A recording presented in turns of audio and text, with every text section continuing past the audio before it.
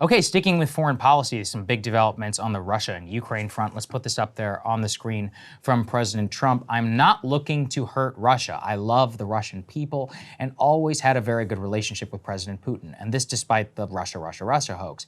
We must never forget Russia helped us win the Second World War, losing almost 60 million lives in the process. All that being said, I'm going to do Russia, whose economy is failing, and President Putin a very big favor. Settle now and stop this ridiculous war. It's only going to get worse. If we don't make a deal, and soon, I will have no choice but to put high levels of taxes, tariffs, and sanctions on anything being sold by Russia to the United States and various other participating countries. Let's get this war, which would never have started if I were president, over with. We can do it the easy way or the hard way, and the easy way is always better. It's time to make a deal. No more lives should be lost, he declares here.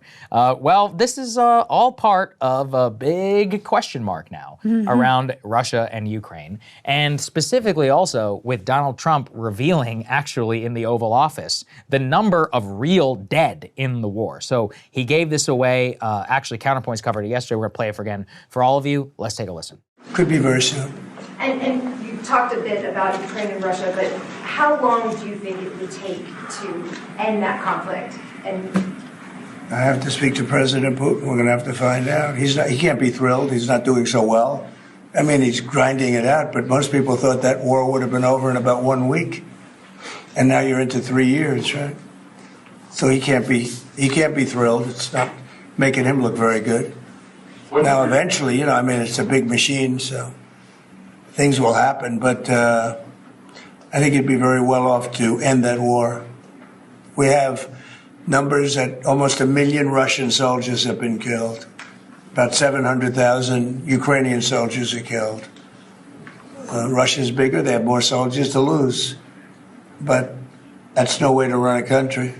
Let's think about that. We're talking about well over, 1.5 million who were killed. Now, I don't know if he's confusing casualties or the number of killed, but even if it's the number of casualties, I mean, that's insane. Those are like World War I numbers for the battle, which are unseen in modern warfare. So this shows a couple of things. First, it's good. I think it's great that Trump wants to end the war and he's all about, quote unquote, making a deal. The problem is I think, Krystal, he's really overestimating the leverage that the United States has here. Yes. Our economies are as bifurcated as it gets. They don't sell us very much. There's not much less to tariff. There's nothing really left that they even export to the global West. They're basically a client state of the Chinese and of the Indians who will buy their gas, and the North Koreans who are giving them soldiers and weapons. They don't really need us anymore. And so Putin is in a very advantageous position if he wants to continue the war. The other problem of Trump's presumption is he's like, well, Russia, they're losing a lot of people. Putin doesn't care. He does not care that 800,000 people have been killed. He will sacrifice 1.5 million if he wants to. I mean, it's a much larger population than Ukraine. Yeah. So it's all, I mean, just as a percent, it's so grim to say this, but it's a lower consequence for the Russian nation than it is for the Ukrainians. I was just reading, apparently the Kremlin spokesperson Dmitry Peskov indicated that Moscow was ready for an equal and mutually respectful dialogue, but was sort of unimpressed with the threats for more sanctions. They said it didn't really sound like anything particularly new. But while we don't have as much leverage with the Russians because they already are the most sanctioned country on the entire planet and are already living and dealing with that, not that there hasn't been any economic hardship, but they've been able to cope.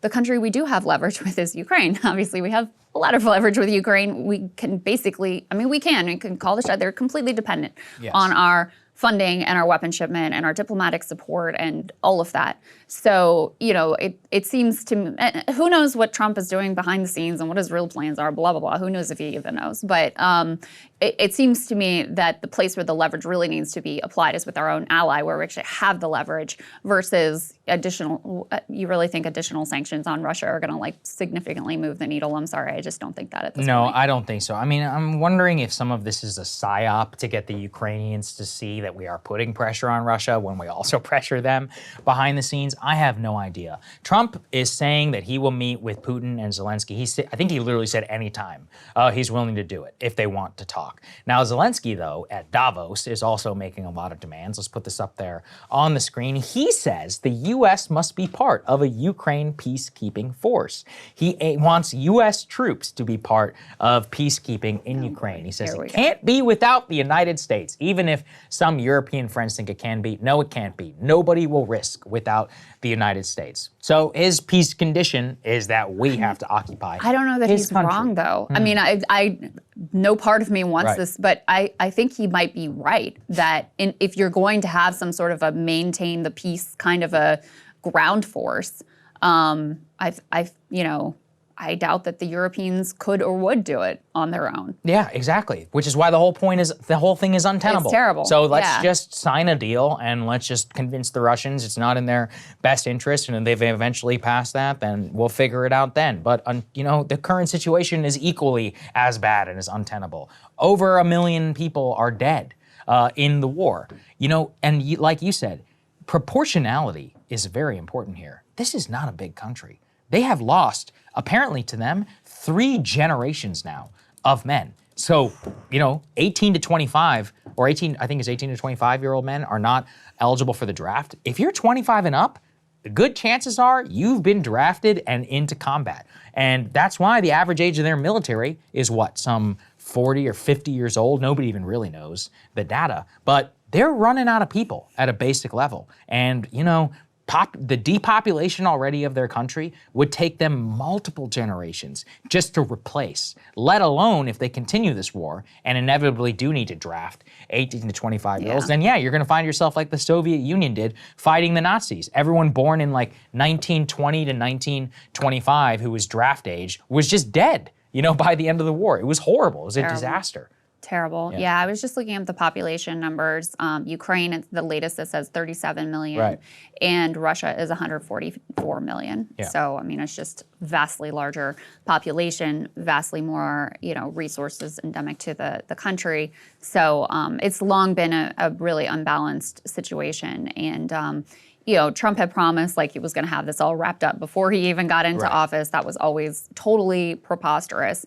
And it was disconcerting that it didn't get mentioned at all on Inauguration Day. And I think it's still I think he recognizes, this is not going to be easy to deal with. And the Zelensky message at the World Economic Forum of we're going to need U.S. peacekeepers, that's an indication of how difficult it ever is to wrap up one of these conflicts and how frequently unpopular it ends up being. Because if we're being honest, American people are kind of tuned down to this conflict at this point. Yes, that's right. It's on the back burner. It's not causing Trump any real political headaches. It's a lot dicier, as Biden found out when he withdrew from Afghanistan, to actually end the conflict and have to deal with the aftermath and the messiness and the loss of territory and all of that and the media onslaught, which will undoubtedly come.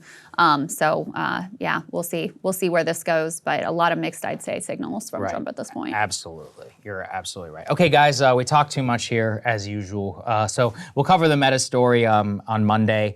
We'll see you all then, unless some big news breaks over the weekend. Hey, if you like that video, hit the like button or leave a comment below. It really helps get the show to more people. And if you'd like to get the full show ad-free and in your inbox every morning, you can sign up at breakingpoints.com. That's right. Get the full show, help support the future of independent media at breakingpoints.com.